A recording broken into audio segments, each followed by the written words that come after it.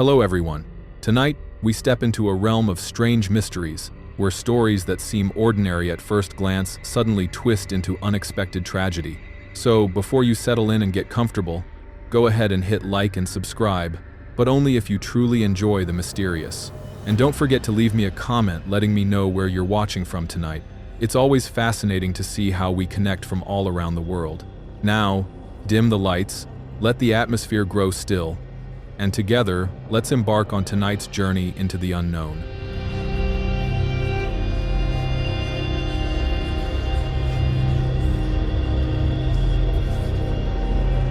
On the 3rd of March, 1944, a coal-powered freight train approached the entrance of the Army Tunnel near the town of Balvano in southern Italy. On official records, the train carried fewer than a dozen souls, all of them railway staff. Yet when the engines finally emerged on the far side, they had unwittingly brought about the deaths of more than 500 people. It remains the deadliest railway disaster in the entire history of Italian rail. Italy in 1944 was a nation in chaos. Having entered the Second World War under Benito Mussolini and allied to Nazi Germany, it was soon overrun by Allied troops following the disastrous North African campaign.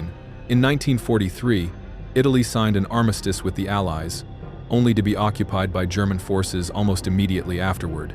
The Germans rescued Mussolini and installed him as head of a puppet regime in the north, Al Ride, the Italian Social Republic, Al Ride, while the Kingdom of Italy fought from the south.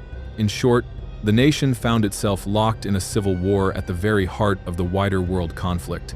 Across Europe, resources were scarce, funneled almost entirely into the war effort. Civilians bore the brunt of this shortage. In Italy, soldiers and military materiel were given absolute priority on the railways, leaving almost no space for ordinary passengers.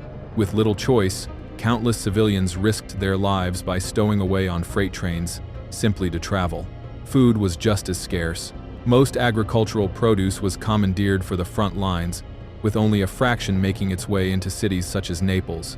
To cope, city dwellers often carried allied goods, coffee, cigarettes, into rural areas to barter for meat and milk to feed their families. With passenger tickets nearly impossible to obtain, sneaking aboard freight trains became the only way to reach the countryside. Certain routes even gained a grim nickname, the black market trains. All of it was technically illegal, yet the authorities largely turned a blind eye. The practice patched holes in a broken wartime economy, helped maintain order in the cities, and kept famine at bay. Another scarce resource was coal itself. Most Italian trains still ran on steam, with only a few lines electrified. This meant locomotives often had to be swapped mid-journey, but because of shortages, engineers were forced to burn inferior coal, walk C, producing thick emissions of carbon monoxide, an invisible, odorless, but deadly gas. In February 1944, an American military train passed through a tunnel along the Barrigiano-Tito line. Its driver collapsed from the fumes before the train had cleared the bore, dying on the spot. Authorities chalked it up to misfortune and implemented no safeguards.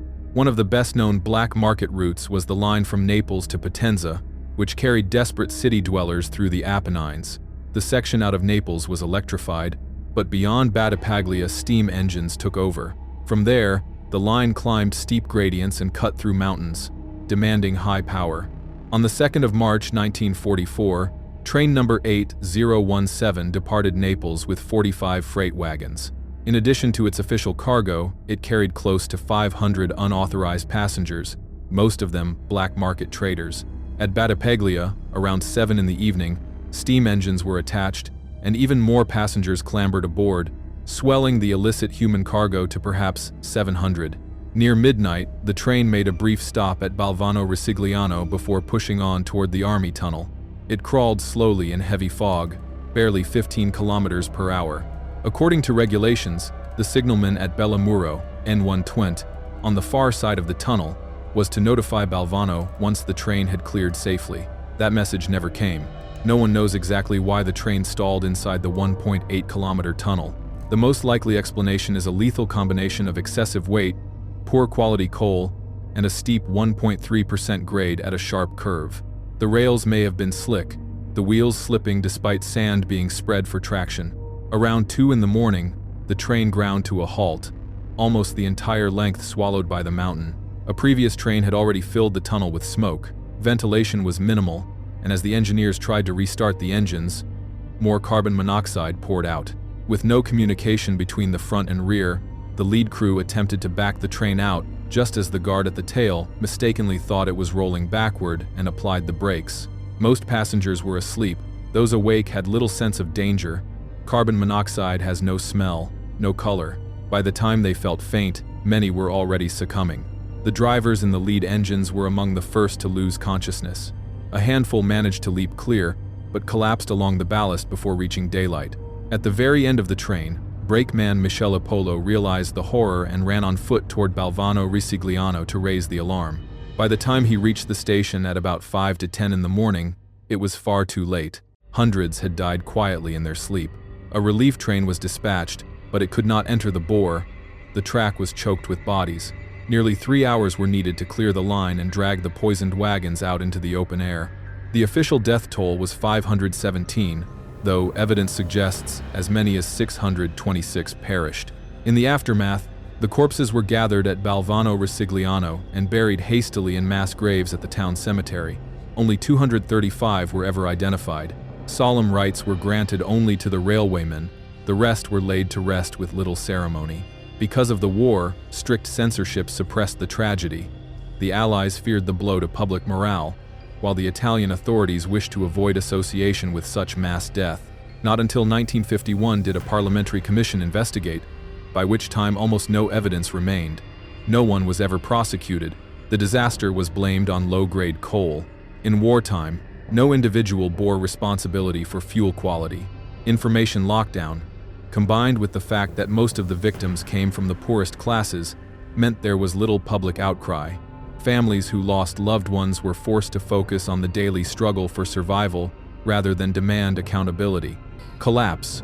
On the 23rd of June, 2012, in the small city of Elliott Lake, Ontario, Canada, the rooftop parking deck of the Algo Centre Mall suddenly gave way, crushing down through 2 full floors of the shopping complex below. The catastrophe, which claimed the lives of 2 people and injured 22 others, unfolded in only a few fleeting moments, but its true cause had been building silently for decades. The Algo Centre Mall first opened its doors in August of 1980. At the time, it was the largest commercial hub in the region. To Mark and Setter, more than just a shopping center, it became a civic gathering place, regularly hosting car shows, charity drives, antique appraisals, and local fairs. Encompassing nearly 18,000 square meters, the complex contained not only rows of shops and services, but also the 80-room Algo Inn Hotel, a public library, the office of the local member of parliament, public health offices, and a supermarket. The building was capped by a rooftop parking lot. Yet despite its importance to the community, the mall showed signs of trouble from the very beginning. By the 1990s, water leaks had become a chronic problem. Visitors grew accustomed to the sight of buckets and bins scattered across the tiled floors and ceiling panels mottled with makeshift patches. In 2008, the Bank of Nova Scotia branch located inside the mall was forced to close for an entire week in order to repair damage caused by the leaks. At the time, it seemed no more than an inconvenience. In reality, those dripping ceilings were ominous harbingers of what was to come. At approximately 2:20 in the afternoon on the 23rd of June, 2012, a large portion of the roof, serving as the parking deck, gave way without warning. Thousands of pounds of concrete and steel collapsed straight down into the shopping levels below. Shoppers and staff had no time to react. Panic erupted as people fled, evacuating even the sections of the building that remained intact, since the entire structure was feared to be unstable. 22 people escaped but suffered injuries requiring medical care. 2 others, however, were not so fortunate. Lucy Aylwin, age 37, and Dolores Perizzolo, age 74, were trapped directly beneath the collapsed span. Aylwin worked at the lottery kiosk, while Perizzolo had simply been a customer. Both were pinned beneath the precarious slabs of concrete. Rescue teams arrived within hours, but the operation proved agonizingly complex. The building risked further collapse, and heavy rains added to the danger.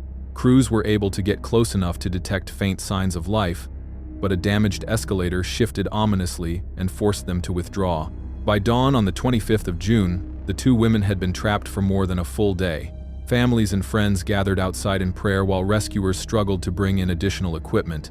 A robotic arm was eventually deployed to clear the rubble, but its arrival took another day. When it finally reached the victims, the effort came too late. Both had perished, though evidence later suggested that Lucy Aylwin may have survived for many hours, and perhaps could have been saved had the rescue proceeded more quickly. The investigation revealed that the very decision to place a parking deck on the roof was a critical factor in the disaster. Through countless winters, cars carried road salt and grit directly onto the roof, where it seeped into the concrete and corroded the reinforcing steel. A waterproofing membrane should have been installed, but in the late 1970s and early 1980s, the building codes did not require it. When the design failed, no one pressed the issue. Contractors patched the leaks with sealant, ignoring the deeper corrosion eating away inside. Nor was the neglected rooftop the only structural weakness. John Kadlec, a structural engineer who had been involved in the original project, later testified that poor workmanship plagued the mall from the start.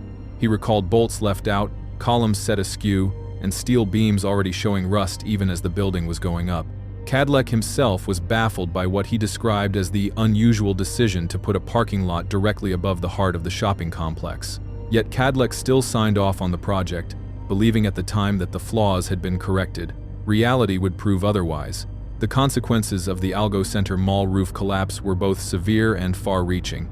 It came as no surprise when a class-action lawsuit was filed against both the current and former owners of the mall, as well as the engineers and construction professionals involved, a legal battle that, as of May 2020, was still ongoing. Another engineer, Robert G.H.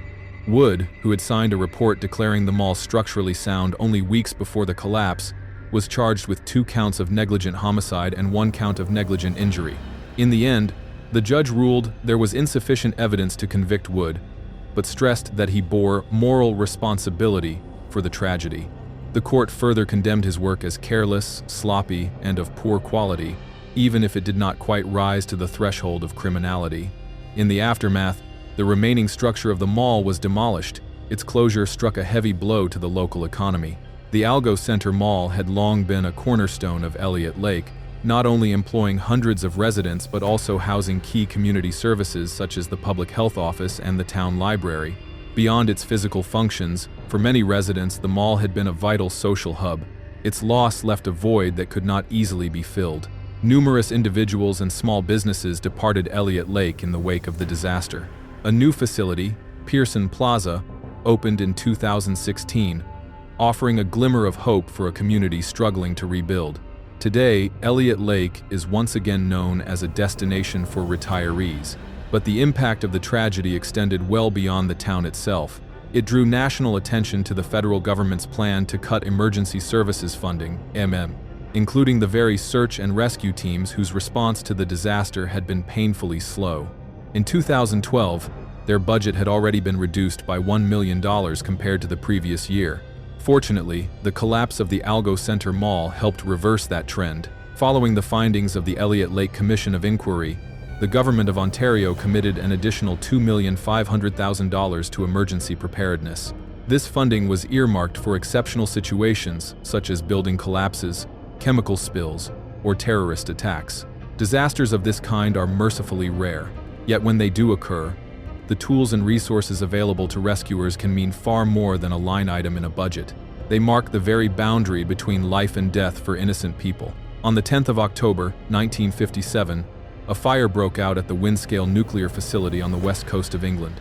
The blaze carried a vast quantity of radioactive material into the atmosphere.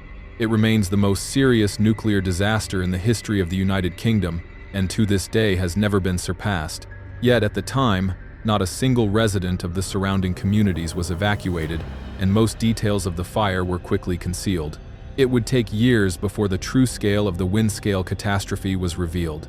Windscale had been constructed in 1947 on the grounds of a former munitions plant, but instead of explosives, its new purpose was even more perilous: the production of nuclear materials for bombs, feeding Britain's fledgling atomic weapons program. During the Second World War, Britain had cooperated with the United States in developing the bombs that destroyed Hiroshima and Nagasaki. But once the war ended, America grew reluctant to share nuclear secrets, leaving British politicians bitter.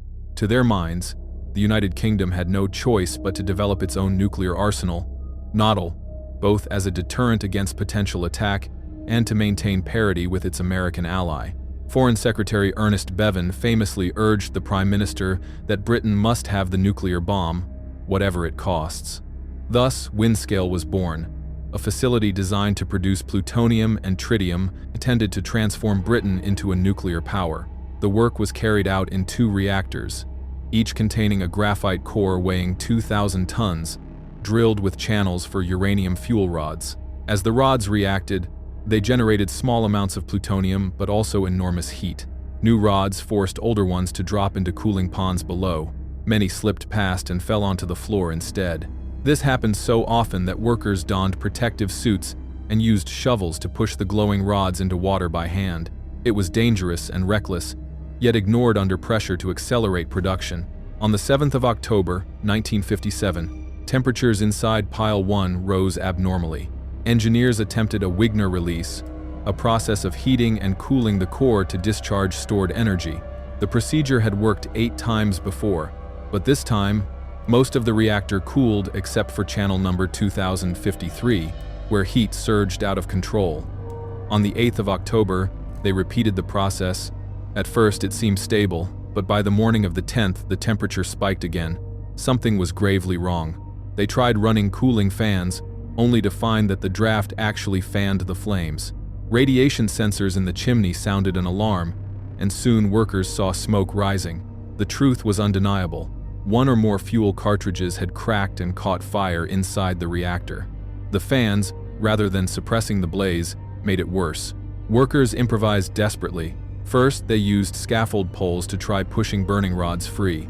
The heat was so intense that the steel itself melted. Next, they tried smothering the flames with carbon dioxide, but too little gas reached the heart of the fire. Finally, they resorted to water, a perilous gamble, as water could form hydrogen gas and explode. It failed. The core temperature soared past 1,000 degrees Celsius, and the water boiled uselessly away. In the end, they chose to choke the fire by cutting off its oxygen. That meant shutting down the cooling fans, the only safeguard keeping conditions stable enough for firefighters to approach. Against the odds, the gamble succeeded. The flames shrank, then died. For days afterward, water continued to be sprayed to prevent reignition. A report was hastily written, but Prime Minister Harold Macmillan ordered it censored. If the truth emerged, public confidence in nuclear power would collapse, and Britain's hopes of renewed atomic cooperation with the United States would evaporate.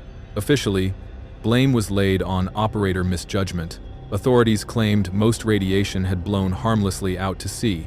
There was no evacuation. The only visible precaution was the destruction of hundreds of tons of contaminated milk. It would be many years before the true damage became clear. We now know that huge quantities of radioactive material had escaped, including as much as 740 terabecquerels of iodine-131. Though short-lived, iodine-131 accumulates in the thyroid, raising cancer risk. The inquiry of the day insisted the event posed no danger to the public. Later studies suggest as many as 100 premature deaths may have resulted from radiation exposure. That toll might have been far higher but for the foresight of Chief Engineer John Cockcroft. From the earliest planning stages, he had insisted on installing filters in the chimneys. Derided by colleagues as Cockcroft's follies, those filters prevented as much as 95% of the fallout from escaping. Another key figure was Thomas Toohey, the reactor manager who led the fight against the flames. He climbed repeatedly to observe the fire despite knowing the risks, even removing his dosimeter badge so he would not be forced off-site. Toohey was never formally honored, yet he lived into old age, passing away in Australia at 90. As for Windscale, it was later renamed Sellafield, today a sprawling complex dedicated to nuclear waste processing and the dismantling of Britain's weapons legacy. The site is vast, and its decommissioning painstaking. Even if all goes to plan, the Nuclear Decommissioning Authority estimates the work will not be complete until the year 2144. The complexity of the plant and its hazards account for this extraordinary timescale. Roughly 1,000 buildings remain on site, many marked for demolition. In some, radiation levels are so high that no human can ever enter.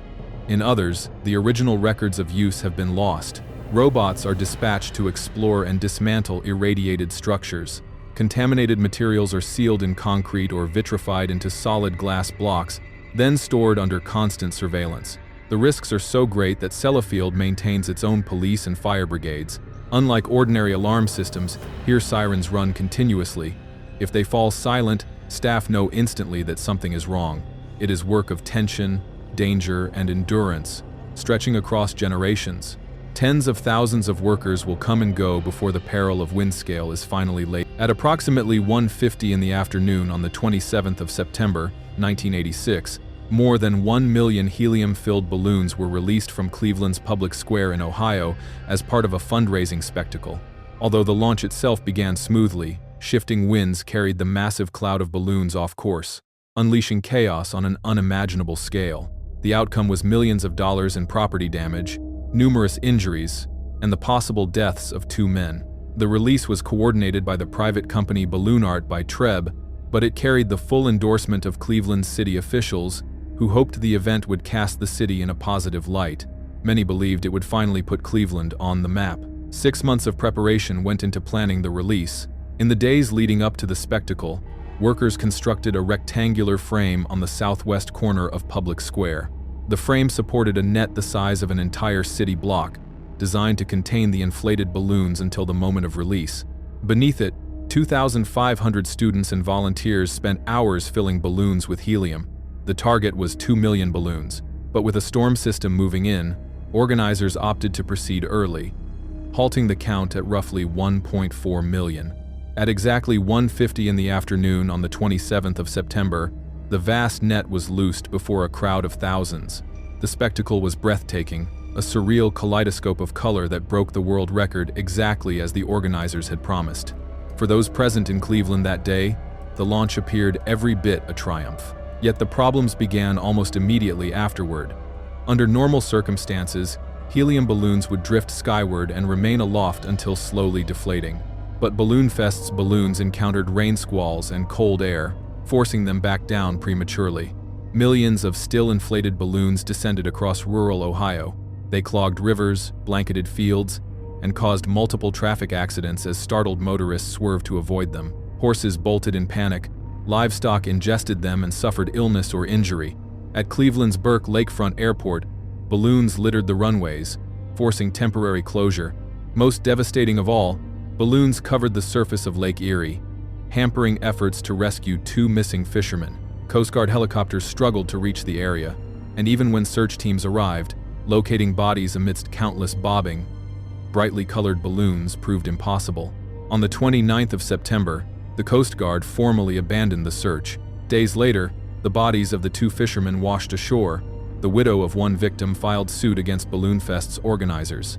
Others, NMMD, those injured in vehicle crashes or farmers who lost livestock, also pursued legal action. Most cases were quietly settled, but the costs far outstripped the money raised for charity. Balloon Fest, marred by catastrophic consequences, would never be attempted again. The record it set lasted less than a decade before being surpassed in 1994 by a carefully managed Disney event. If Balloon Fest '86 is remembered today, it is remembered not as a moment of civic pride but as a man-made disaster, spectacular, costly, and utterly irredeemable. On the 31st of August, 1994, police were called to a quiet suburb outside the city of Detroit where a 17-year-old boy was suspected of stealing car tires. But when officers searched his vehicle, they were stunned to discover not stolen tires, but an assortment of components that looked disturbingly like the makings of a homemade nuclear device. That boy was David Hahn, later infamous as the Nuclear Boy Scout. His childhood had been fairly ordinary. Although his parents were divorced, they remained on amicable terms, and David spent time with both households. David was bright, energetic, popular with friends, and active in sports such as baseball and football, as well as in the Boy Scouts. But his greatest passion by far was chemistry. At the age of 10, after receiving a copy of the Golden Book of Chemistry Experiments, he was instantly captivated and began performing experiments of his own. He transformed a room at his father's house into a laboratory, using allowance money to buy Bunsen burners, test tubes, and chemicals. Within only a few years, He was reading advanced chemistry texts and performing dangerous reactions, including the synthesis of explosives. For all his scientific zeal, David's academic performance was mediocre. He barely earned enough credits to graduate from Chippewa Valley High School, struggled with spelling, and paid little attention to subjects outside of science. As he grew older, his obsession only deepened.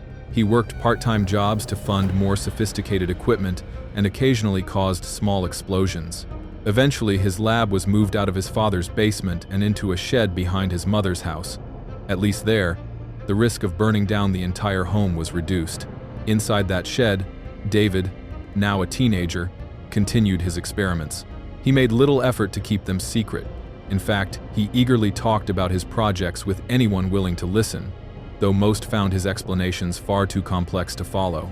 Still a committed member of the Boy Scouts of America, David often shared his interests with fellow scouts, MCA, sometimes with disastrous results. One summer, he brought a stash of magnesium to camp, intending to make fireworks. His friends accidentally ignited the metal before it could be fashioned into rockets, leaving a gaping hole in his tent. That year, he was sent home early. Despite mishaps, he pressed on toward the rank of Eagle Scout.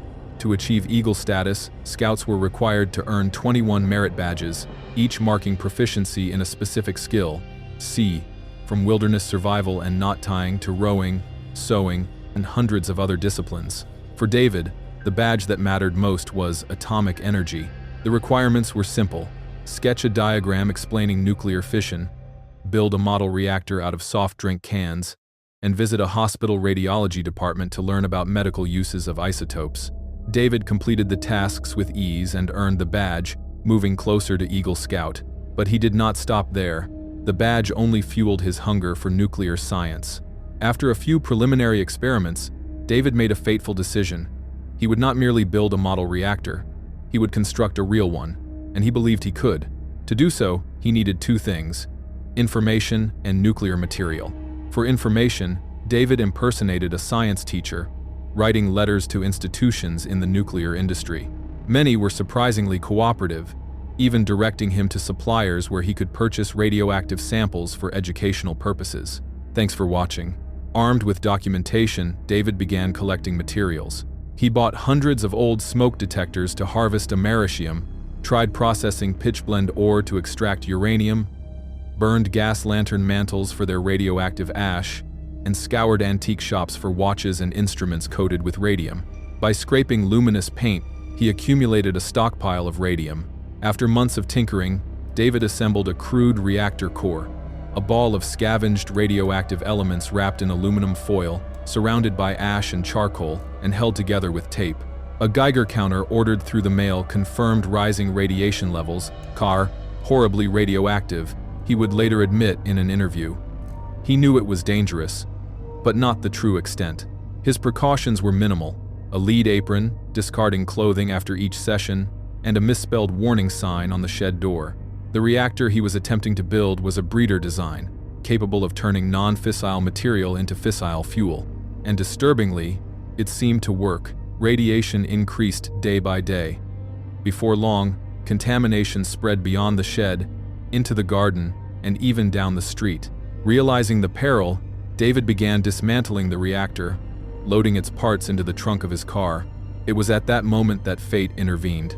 A passerby thought he was stealing tires from parked cars and called the police.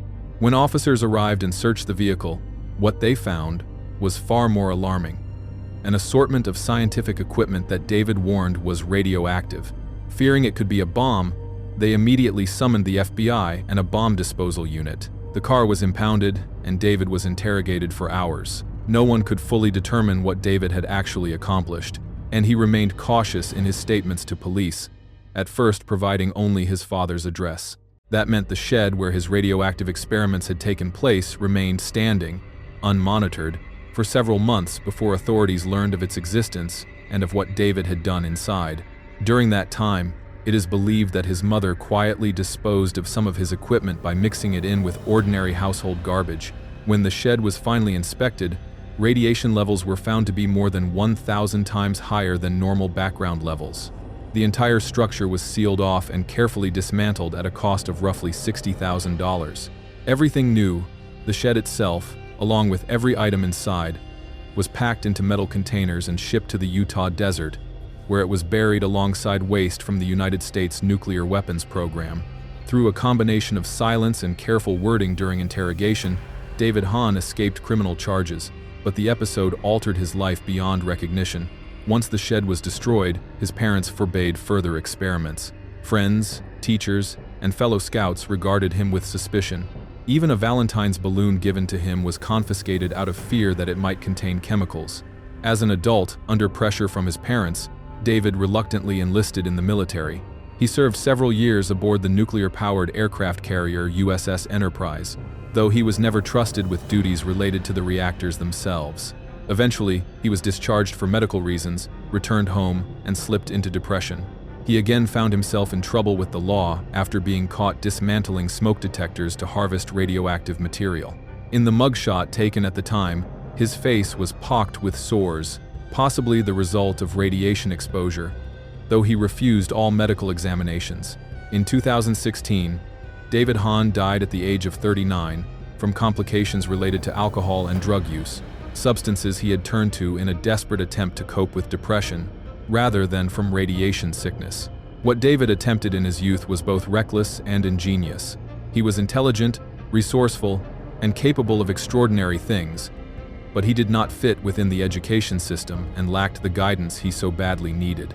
Today, he is remembered as the boy who dared to do what no one his age would have attempted, and what no one his age could have achieved. Under different circumstances, those reckless experiments might have been only the first step toward remarkable contributions that David Hahn never had the chance to make. On the 14th of May, 1988, a group from the Radcliffe First Assembly of God Church spent the day at Kings Island Amusement Park in Ohio. The trip went smoothly, and by evening, the congregation's yellow school bus was packed with weary but happy passengers beginning their journey home. None of them could have imagined that because of the actions of a single man, more than 1/3 of those on board would never make it back. Day trips to Kings Island were an annual tradition for the church, eagerly awaited by local children and teenagers. That year was no exception. Dozens of youngsters from nearby schools joined in, and the bus quickly filled to capacity. Anyone who had secured parental permission and a seat considered themselves fortunate. In all, 67 people were on board, most between the ages of 10 and 17. Accompanying them were the driver, Associate Pastor John Pearman, and 3 other adults serving as chaperones. The outbound trip was uneventful, and the hours inside the park were joyful. The weather was perfect. The children rode roller coasters, played midway games, bought souvenirs, and devoured amusement park food. As dusk fell and the gates closed, the group returned to the lot for the 3-hour drive home.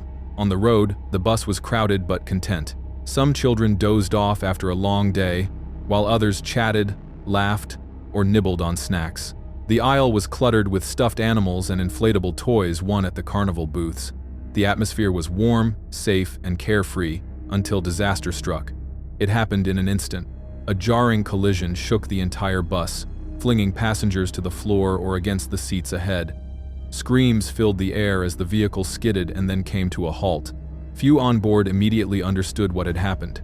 In reality, a pickup truck, driven the wrong way down, Interstate 71 by a drunk driver, had slammed head-on into the bus. The impact spun the truck sideways, puncturing the bus's fuel tank and spilling gasoline beneath the chassis.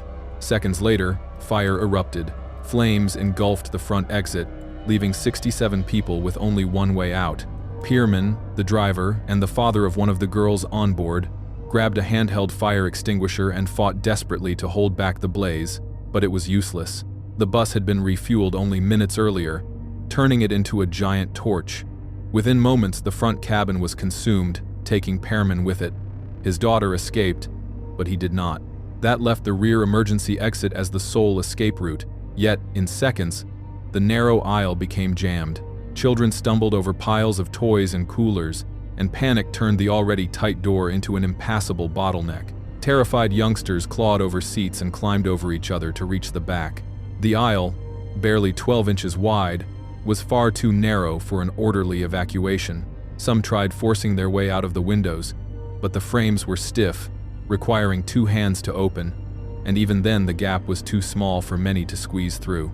Meanwhile, the flames spread with terrifying speed, feeding on spilled fuel, foam-cushioned seats, and every scrap of luggage. Survivors recalled searing heat so intense that gripping a handrail or seat back left their palms blistered. Harold Dennis Jr., one of the survivors, remembered, "Everything happened so fast, so chaotic. If you didn't react instantly, you weren't going to make it. I didn't know what I was doing. I ran forward, straight into the fire. The gas tank was only a few rows ahead of me, so I turned back. Imagine. The only light was fire, and more than 60 people were all charging toward one exit. I climbed seat after seat, fighting through bodies, living and dead, just to reach the back. As wise, motorists on the interstate stopped and rushed to help, but the blaze was so fierce that little could be done. Within minutes, the bus was a rolling inferno. 40 people escaped. 27 did not. Those who lived carried burns and scars that would remain with them forever. There was, of course, one man clearly responsible, Larry Mahoney, the drunk driver. Earlier that evening, Mahoney had been drinking with friends. Concerned, they confiscated his car keys, only to hand them back after he promised to drive straight home. Instead, he bought more alcohol, then entered Interstate 71, traveling north in the southbound lanes for nearly a mile before colliding with the church bus. Mahoney himself was injured and learned what he had done only after waking in a hospital the next morning. He was arrested, tried, and sentenced to 16 years in prison for 27 counts of manslaughter, yet he served fewer than 10 before being released, afterward living quietly in rural Kentucky. Though reluctant to speak publicly, he did express remorse. Many victims' families, after their initial anger, ultimately forgave him, recognizing that while he had committed a terrible mistake, it had not been intentional, and he had paid a heavy price. But punishing a drunk driver was not the only consequence of the tragedy. Investigators examined the burned-out bus and discovered multiple design flaws that had turned the crash into a catastrophe. Though carefully maintained by the church, the bus itself was an outdated second-hand vehicle. Its seats were made of flammable materials. Its fuel tank lacked protective shielding. It had only a single rear emergency exit, while the side windows were not designed to be broken or pushed out in an emergency. These deficiencies dated back to the vehicle's manufacture, before modern safety standards were in place. Confronted with these revelations, the Ford Motor Company, MC, the bus's manufacturer, eventually agreed to pay roughly $40 million in damages to victims and their families. Yet one family declined the settlement, requesting instead a symbolic payment of $1 and a promise from Ford to recall and retrofit older buses with added emergency exits and fuel tank protection. Ford refused.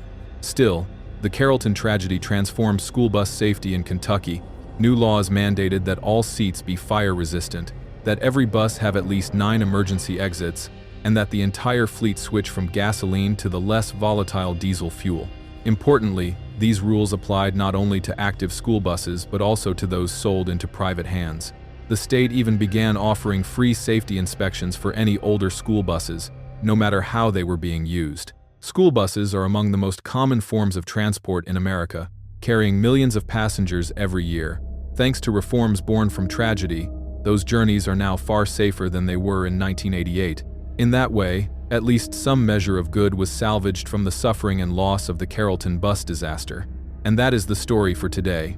Thank you for watching until the very end. If you enjoy videos like this, be sure to subscribe to the channel so that you receive a notification each time we release a new one.